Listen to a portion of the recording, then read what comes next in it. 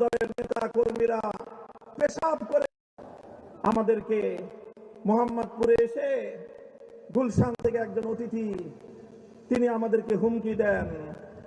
তার দলের নেতা কর্মীরা পেশাব করে দিয়ে আমাদের দাড়িপাল্লা রিক্সা সব ইসলামপন্থীদেরকে নাকি তারা ফাঁসিয়ে দিবেন। আমি মোহাম্মদপুরের মানুষের কাছে এর বিচার চাই। আপনারা এর বিচার করবেন।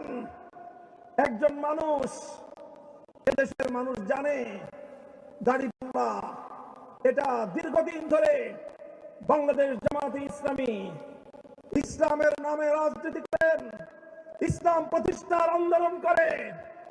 সেই প্রতীক এবং রিক্সা মার্কা মেহনতি মানুষের, লাখো মানুষের রুটি রোজগারের ব্যবস্থা হয় যে রিক্সায়।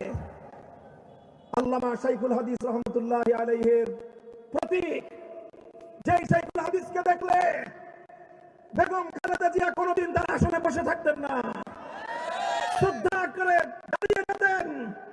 আজ সেই অস্ত্র ব্যবসায়ীর ছেলে এসে মোহাম্মদপুরে হুমকি দেয় যে তারা পেশাব করে শাইখুল হাদিসের রিক্সা সহ সব ভাসিয়ে দিবেন।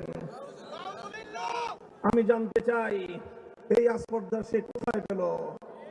তার নির্বাচনী প্রচারণায় কোথাও বাংলাদেশ জাতীয়তাবাদী দল বিএনপির নামটুকু পর্যন্ত রাখে নাই। সে এনডিএম এর অস্ত্রের ব্যবসায়ীর সন্তান মোহাম্মদপুরে এসে পেশাব করে যদি অপবিত্র করতে চাও, মোহাম্মদপুরের মানুষ নিজেদের এলাকার পবিত্রতা রক্ষা করার জন্য নিজেরাই উদ্যোগ নেবে ইনশাআল্লাহ।